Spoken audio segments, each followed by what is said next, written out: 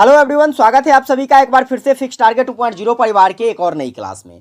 जितने भी student Mithila university से डिग्री पार्ट 2 का एग्जाम देने वाले हैं, तो आप लोग इस पूरी क्लास को ध्यान से देखिएगा। यदि आपका हिस्ट्री ऑनर्स है, हिस्ट्री ऑनर्स पेपर नंबर 3 के लिए मैं आपको आज के इस क्लास में मॉडल प्रैक्टिस सेट 7 कंप्लीट करने वाला हूं। इससे पहले मैंने आपको 6 क्लासेस ऑलरेडी प्रोवाइड कर दिया है पेपर नंबर 3 के लिए। अगर आपने क्लासेस नहीं देखा है तो डिस्क्रिप्शन में लिंक है, इस क्लास के बाद उसको जरूर देख लीजिएगा। आइए बात करते हैं मॉडल प्रैक्टिस सेट 7 में जो है पेपर नंबर 3 के लिए मैं आपको क्या क्या कराने वाला हूं। तो हर क्लासेस की तरह 10 मोस्ट इंपोर्टेंट ऑब्जेक्टिव क्वेश्चंस के साथ कुछ मोस्ट इंपोर्टेंट फैक्ट बताऊंगा, जो कि फैक्ट आपके एग्जाम के लिए ऑब्जेक्टिव क्वेश्चंस में काफी ज्यादा हेल्प करेगा। तो कॉपी पेन लेकर तैयार हो जाइए, सारे फैक्ट को नोट करके इसे जरूर याद कर लीजिएगा। और एक लॉन्ग टाइप क्वेश्चंस भी यहां पर डिस्कस करेंगे मेरे भाई, तो आप लोग पूरी क्लास को ध्यान से देखिएगा। क्लासेस लंबी जरूर हो सकती है लेकिन आपके लिए काफी ज्यादा हेल्पफुल है। बस देखिए आगे क्या करना है आपको, तो लिंक को कॉपी कीजिए, अपने सभी दोस्तों को ज्यादा से ज्यादा शेयर कीजिए जो आपके साथ हिस्ट्री ऑनर्स कर रहे हैं। आप भी यदि चैनल पर नए हैं, अभी तक सब्सक्राइब नहीं किए हैं, सब्सक्राइब करके नोटिफिकेशन बिल को ऑन कर लीजिए। चलिए हम लोग फटाफट से क्लास को स्टार्ट करते हैं। आप लोग सेशन को एक बार फटाफट से लाइक कर दीजिए। लाइक टारगेट है कम से कम आज का जो है ये 2K, ठीक है। आगे देखेंगे क्वेश्चन। सबसे पहले क्या करना है, तो सबसे पहले हम लोग ऑब्जेक्टिव क्वेश्चंस करेंगे। हर क्वेश्चन इंपॉर्टेंट है, कभी ना कभी पेपर में पूछा गया है। पहला क्वेश्चन देखिएगा यहां पर क्या है, तो मेरे भाई पहला क्वेश्चन है तराइन का प्रथम युद्ध लड़ा गया था। तो सिंपली याद रखना, तराइन का प्रथम युद्ध जो है 1191 ईस्वी में लड़ा गया था। अब देखिए यहां पर ये तो डेट हो गई, 1191 ईस्वी में तराइन का प्रथम युद्ध लड़ा गया। लेकिन क्या यही पूछा जाएगा? नहीं, यह भी पूछा जा सकता है आपसे कि तराइन का प्रथम युद्ध किसके किसके बीच लड़ा गया। तो आपको याद रखना है मोहम्मद गौरी और पृथ्वीराज चौहान के बीच। किसके बीच? मोहम्मद गौरी और पृथ्वीराज चौहान के बीच तराइन का प्रथम युद्ध लड़ा गया था, जिसमें पृथ्वीराज चौहान की विजय हो गई थी और गौरी जो है इस युद्ध को हार गया था, ठीक है। आगे देखेंगे अगला, यहां से और भी इंपॉर्टेंट फैक्ट बन सकते हैं, जैसे कि अगर यह तराइन का प्रथम युद्ध था, यदि आपसे तराइन के द्वितीय युद्ध के बारे में पूछ लिया जाए कि मेरे भाई तराइन का द्वितीय युद्ध कब होता है, तो आपको याद रखना है 1192 ईस्वी में जो है तराइन का द्वितीय युद्ध होता है। यह किसके किसके बीच होता है, तो तराइन का द्वितीय युद्ध भी जो है यह मोहम्मद गौरी और पृथ्वीराज चौहान के बीच ही होता है। लेकिन इसमें उल्टा परिणाम आता है, मोहम्मद गौरी इस युद्ध को जीत जाती है द्वितीय युद्ध को, और पृथ्वीराज चौहान जो है हार जाता है। प्रथम युद्ध में चौहान जीतता है, द्वितीय युद्ध में गौरी जीत जाता है। आगे देखेंगे यहीं पर एक और क्वेश्चन बन जाता है तराइन के तृतीय युद्ध से संबंधित। तो यदि आपसे पूछ लिया जाए तराइन का तृतीय युद्ध कब होता है, तो मेरे भाई 1216 ईस्वी में जो है तराइन का तृतीय युद्ध होता है। लेकिन यह क्या, यह भी गौरी और चौहान के बीच ही लड़ा जाता है? तो बिल्कुल नहीं। तराइन का तृतीय युद्ध जो है मेरे भाई यह इल्तुतमिश और कुबाचा के बीच लड़ा जाता है। किसके बीच लड़ा जाता है? इल्तुतमिश और कुबाचा के बीच लड़ा जाता है। और इस युद्ध में जो है यह इल्तुतमिश इस युद्ध को जीत जाता है, कुबाचा इस युद्ध को हार जाता है। चलिए आगे बात करते हैं। अगला नंबर क्वेश्चन आपको क्या करना है, तो मेरे भाई दूसरा नंबर क्वेश्चन आपको करने हैं, कैलाश मंदिर कांची में निर्मित किया गया था। तो कैलाश मंदिर जो है यह कांचीपुरम या फिर कांची में जो है यह किसके द्वारा, तो नरसिंह वर्मन द्वितीय के द्वारा निर्मित करवाया गया था। अब बात करते हैं, देखिए कभी कभी आपको फंसाने के लिए यहां पर क्वेश्चंस में ऑप्शन ये ना दे करके कुछ और ऑप्शन दे दे। यदि पूछे कि यह किस वंश के द्वारा निर्मित करवाया गया था, तो आपको याद रखना है पल्लव वंश के द्वारा। किसके द्वारा? पल्लव वंश के द्वारा निर्मित करवाया गया था। अब चलिए आप हमको कमेंट करके बताइए कि कैलाश मंदिर कांची जो है यह किस देवता से संबंधित है और इसका निर्माण जो है यह पल्लव वंश के द्वारा कब करवाया गया था। आगे बात करेंगे कुछ और इंपॉर्टेंट क्वेश्चंस। देखिए तीसरा क्वेश्चन आपका क्या कहता है, तीसरा क्वेश्चन है विक्रमशिला बौद्ध महाविहार जाना जाता था। तो विक्रमशिला बौद्ध महाविहार जो है यह किसके लिए जाना जाता था, तो व्रजयन के लिए जाना जाता था। ऑप्शन नंबर तीसरा क्या हो जाएगा, इसका सही हो जाएगा। अब बात करते हैं विक्रमशिला यहां पर है, तो विक्रमशिला विश्वविद्यालय के बारे में बात कर लेते हैं, क्योंकि विश्वविद्यालय से रिलेटेड क्वेश्चन आपसे पूछा जाता रहता है। चलिए विक्रमशिला विश्वविद्यालय जो है इसका निर्माण किसके द्वारा करवाया गया, तो धर्मपाल के द्वारा करवाया गया। और यह किस वंश से संबंधित था, तो पाल वंश से संबंधित था। किस वंश से संबंधित था? पाल वंश से संबंधित था। इसका निर्माण डेट देखिए यहां पर आपसे पूछ लिया जा सकता है कि इसका निर्माण डेट क्या है, तो देखिए विक्रमशिला विश्वविद्यालय जो है यह 8वीं सदी में क्या करवाया गया था, तो निर्माण करवाया गया था। वैसे डेट आप याद रख सकते हो 770 से लेकर के 810 ईसा पूर्व में। कब? 810 ईसा पूर्व में जो है इसका निर्माण करवाया गया था। अगर पूछ लिया जाए आपसे कि विक्रमशिला विश्वविद्यालय जो है यह बिहार के किस जिले में स्थित है, तो मेरे भाई आपको याद रखना है भागलपुर जिले में। किस जिले में? भागलपुर जिले में जो है मेरे भाई क्या है, तो विक्रमशिला विश्वविद्यालय स्थित है। आगे बढ़ेंगे, देखिएगा अगला नंबर क्वेश्चन क्या कहता है। तो आपका अगला नंबर क्वेश्चन है दिल्ली सल्तनत का प्रथम वैध संप्रभु कौन था। स्टार लगाइए, छप सकता है क्वेश्चन।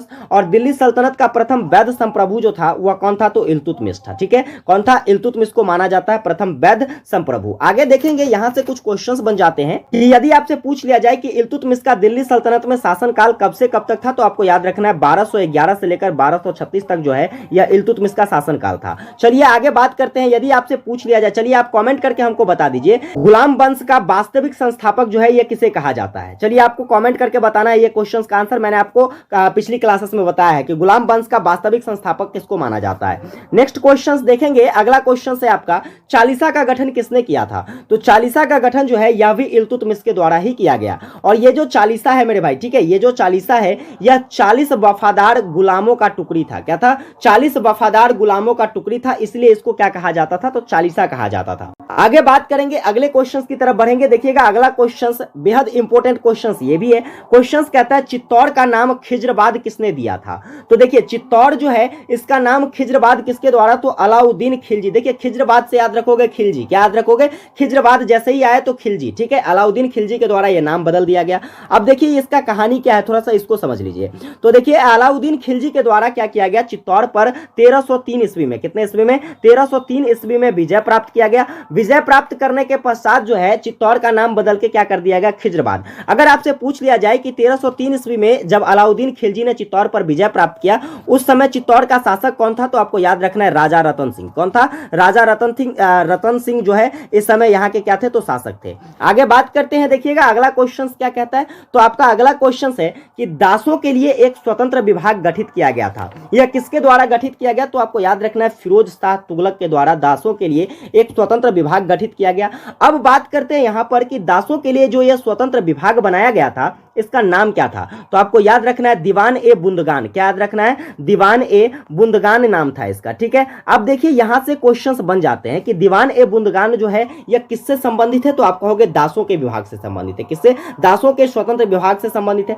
फिर देखिए फिरोज शाह तुगलक से संबंधित ही मैं आपको कुछ और इंपॉर्टेंट फैक्ट बताता हूं। यदि आपसे पूछ लिया जाए दीवान ए खैरात विभाग जो है यह किसके द्वारा निर्मित करवाया गया? दीवान ए खैरात। तो आपको याद रखना है दीवान ए खैरात जो है यह भी फिरोज शाह तुगलक के द्वारा निर्मित करवाया गया। और मेरे भाई मैंने आपको इस क्वेश्चन के बारे में पिछली क्लासेस में बताया है। आप हमें कमेंट करके बताइए कि दीवान ए खैरात जो है यह विभाग किससे संबंधित है, इसके अंतर्गत क्या किया जाता था। चलिए आगे बात करते हैं। 8वां नंबर क्वेश्चन देखिएगा। तो 8वां क्वेश्चन है रामानंद समर्थक थे।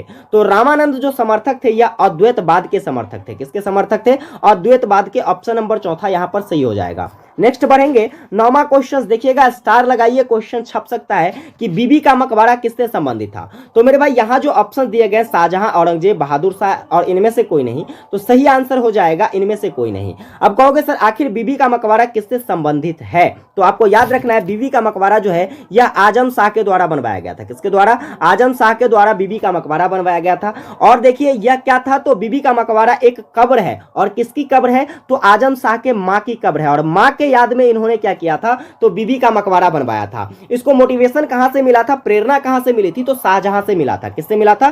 शाहजहां से प्रेरणा मिला था। शाहजहां ने क्या किया था? तो अपने बीबी के याद में इन्होंने क्या बनवाया? ताजमहल बनवाया था कि नहीं? तो ठीक उसी प्रकार से इसे प्रेरणा मिली और इन्होंने क्या किया? तो अपने मां की याद में एक मां का कब्र बनाया जिसका क्या नाम रखा? बीबी का मकबरा। क्या याद रखा?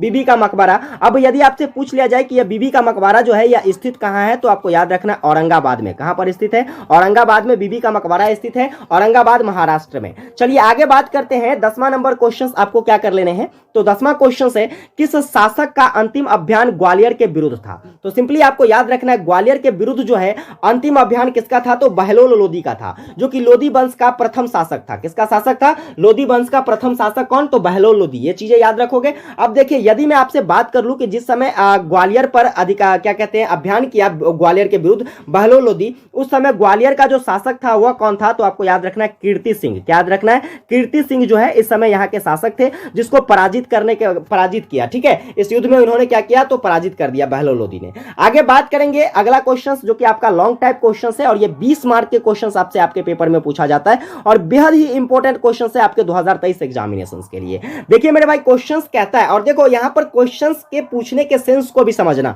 क्योंकि हिस्ट्री में क्वेश्चन को बहुत ज्यादा घुमा फिरा कर पूछा जाता है और बच्चे कंफ्यूज हो जाते हैं कि आखिर हमें इसका आंसर क्या करना। उसे आता भी रहता है फिर भी वो आंसर नहीं कर पाता है। इसलिए आपको मैंने यहां पर क्या किया है, तो तो हर तरीके से क्वेश्चंस को लिखने का प्रयास किया है ताकि आप कंफ्यूज ना हो सके। देखिए क्वेश्चंस कहता है भक्ति आंदोलन पर निबंध लिखिए, जो कि 2015 में पूछा गया है।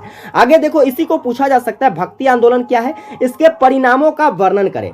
आगे इसी क्वेश्चंस को अलग तरीके से पूछा जा सकता है कि भक्ति आंदोलन के उद्भव एवं विकास को रेखांकित करें। आगे देखना क्वेश्चंस पूछा जा सकता है कि उत्तर बिहार में भक्ति आंदोलन के विकास एवं प्रचार पर क्या करें या प्रभाव पर क्या करें, तो निबंध लिखिए। तो इस तरीके से आपके पेपर में क्वेश्चंस आ सकता है, कोई भी यहां से पूछ लिया जाए तो आंसर आपको सेम करना है, जो कि मैं यहां पर कराने वाला हूं। क्वेश्चंस एक ही है, पूछने का तरीका अलग अलग है।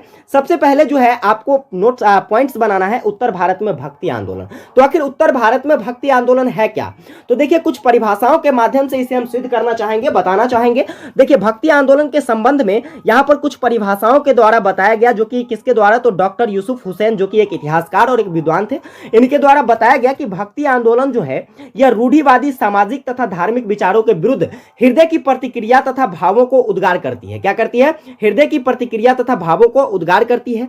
भारतीय परिवेश में भक्ति आंदोलन का विकास इन्हीं परिस्थितियों का परिणाम है। बस एक छोटा सा पॉइंट उत्तर भारत में भक्ति आंदोलन के संबंध में लिखना है। आगे आपको पॉइंट्स बनाने हैं भक्ति आंदोलन का उद्भव एवं विकास। आखिर भक्ति आंदोलन का जो उद्भव या विकास है यह कैसे होता है, तो देखो भक्ति आंदोलन से तात्पर्य यह है, आप भी किसी भगवान की भक्ति करते होगे तो वहां पर क्या करना चाहते हो, तुम अपने आप को भगवान से कनेक्ट करना चाहते हो, और यही उद्देश्य इस भक्ति आंदोलन का भी था। देखिए यहां पर स्पष्ट हो जाएगा, भक्ति आंदोलन से हमारा अभिप्राय उस आंदोलन से है जो कि तुर्कों के आगमन से काफी पहले से यह चला आ रहा है। यानी कि भारत में जब तुर्कों का आगमन हुआ उससे पहले से भक्ति आंदोलन चलती आ रही है। तो भक्ति आंदोलन का जो प्रभाव है मेरे भाई, यह 7वीं शताब्दी में जो है यह अस्तित्व में आता है। देखिए यह जो है भक्ति आंदोलन कब से कब तक चलता है, तो तुर्कों के आगमन के साथ साथ यह अकबर के शासन काल तक चलती है। अकबर के शासन काल जो कि 1605 ईस्वी में इस आंदोलन का क्या हो जाता है, अंत हो जाता है। आगे देखिए इस आंदोलन का उद्देश्य यह था मानव और ईश्वर के मध्य रहस्यवादी संबंधों को स्थापित करना, उस पर बल देना क्या था, इसका मुख्य उद्देश्य था। भगवान और लोगों के बीच में जो है उसके संबंध को बताना। कुछ विद्वानों की राय से भक्ति आंदोलन का प्रारंभ इतना ही पुराना है जितना आप कह सकते हो कि आर्यों के वेदों का क्या कहते हैं इतिहास है, उतना ही पुराना इसको भी माना जाता है। लेकिन अस्तित्व में मैंने आपको बताया कि यह कब आपके समक्ष प्रस्तुत होकर आता है, तो यह अस्तित्व में 7वीं शताब्दी में आता है। इस तरीके से आपको क्या करने हैं, तो सारे पॉइंट्स बाय पॉइंट्स बनाकर आंसर राइटिंग करने हैं। और देखिए यहाँ पर अगर मैं बात करूं भक्ति आंदोलन के संबंध में विभिन्न संस्थापकों के द्वारा जो है कुछ विभिन्न मत दिए गए हैं, यहाँ से ऑब्जेक्टिव क्वेश्चंस भी बन जाते हैं, इसलिए आपको इसे विशेष तौर से याद रखना है। और देखिए ये सारे पॉइंट्स जो मैंने यहां पर इसलिए बनाया है, पॉइंट्स यहां पर मैंने इसलिए नोट करने की कोशिश की है कि इससे आपका आंसर जो है अट्रैक्टिव होता है। और देखिए जब आप पॉइंट्स बनाकर लिखते हो तो आपके आंसर राइटिंग में कुछ यूनिकता आती है और आपको बेहतर मार्क मिल जाते हैं। जैसे कि सबसे पहला जो तर्क था वो क्या था, तो 12वीं शताब्दी में यह तर्क रामानुजाचार्य के द्वारा दिया गया, जो कि एक क्या था, तो विशिष्ट द्वैतवाद था। ठीक है, विशिष्ट द्वैतवाद जो है यह किसके द्वारा प्रचलित करा जाता है, तो रामानुजाचार्य के द्वारा 12वीं शताब्दी में। ये क्वेश्चन आपसे ऑब्जेक्टिव में भी पूछ लिया जाएगा। आगे देखेंगे कि इसी संबंध में मत कुछ और था 13वीं शताब्दी में, किसके द्वारा, तो मध्वाचार्य के द्वारा दिया गया, जो कि एक द्वैतवाद था। क्या था, द्वैतवाद का प्रचलन किसके द्वारा, तो मध्वाचार्य के द्वारा 13वीं सदी में करी जाती है। आगे 13वीं सदी में ही विष्णु स्वामी के द्वारा शुद्ध सद्वैतवाद जो है यह किसके द्वारा प्रचलित किया जाता है, तो विष्णु स्वामी के द्वारा। और एक और याद रखना है आपको, 13वीं सदी में क्या कहते हैं, निम्बार्काचार्य के द्वारा जो है क्या कहते हैं, निम्बार्काचार्य के द्वारा द्वैतवाद का जो है प्रचार प्रसार किया जाता है। तो इसमें जो देखिए थोड़े बहुत अंतर होते हुए भी इन चारों मतों का मूल्य प्रवृत्ति जो है यह सगुण भक्ति की ओर झुकी हुई थी। यानी कि थोड़ा बहुत अंतर इन चारों मतों के बीच था, लेकिन सभी का उद्देश्य एक ही था कि भक्ति भाव को उजागर करना। उन्होंने ब्रह्म और जीव की पूर्ण एकता को स्वीकार नहीं किया। मध्यकाल में यह आंदोलन क्या कहते हैं, विराट आंदोलन के रूप में प्रकट हुआ और इसका प्रसार जो है 16वीं सदी तक होता रहा। इस तरीके से इसका प्रचार प्रसार हुआ या इसका विकास हुआ। आगे भक्ति आंदोलन के प्रभाव को लिखना है। भक्ति आंदोलन का आखिर प्रभाव क्या क्या हुआ, तो देखिए यहां पर भक्ति आंदोलन का कुछ सामाजिक प्रभाव होता है, कुछ धार्मिक प्रभाव होता है। इस तरीके से आपको पॉइंट्स बनाकर लिखने, बहुत ही सटीक आंसर मैंने लिखने की कोशिश की है। बाकी देखिए सांस्कृतिक प्रभाव है, तो इस तरीके से आपको प्रभाव को दर्शाना है। सिंपली आप अगर ऐसे आंसर राइटिंग करके आते हो तो मैं आपको गारंटी देता हूं कि आपका जो रिजल्ट्स रहेगा मेरे भाई वो 80% से प्लस रहने वाला। और हिस्ट्री में 80% प्लस मार्क गेन करना अपने आप में एक कीर्तिमान स्थापित करने जैसा है। तो इसलिए सिंपली आपको आंसर राइटिंग ऐसे ही करना है। मैं आपको बिल्कुल ही भरोसा दिलाता हूं कि अगर आपने इस तरीके से आंसर राइटिंग करा तो निश्चित है कि आपका रिजल्ट उससे कम नहीं रहने वाला है। वाला है। क्लासेस अगर आपको हेल्पफुल लगी हो तो चैनल पर नए हैं बस छोटा सा काम करना, सब्सक्राइब कर लेना। वीडियो को अभी तक लाइक नहीं किया हो लाइक करके अपने सभी दोस्तों को जरूर शेयर कीजिएगा अगर ये क्लासेस आपको बेहद इंपॉर्टेंट लगी हो तो। विशेष मिलेंगे आप लोगों के साथ नई क्लासेस और पेपर 4 की भी क्लासेस बहुत जल्द आने वाली है, तो सब्सक्राइब कर ही लेना। तब तक के लिए जय हिंद।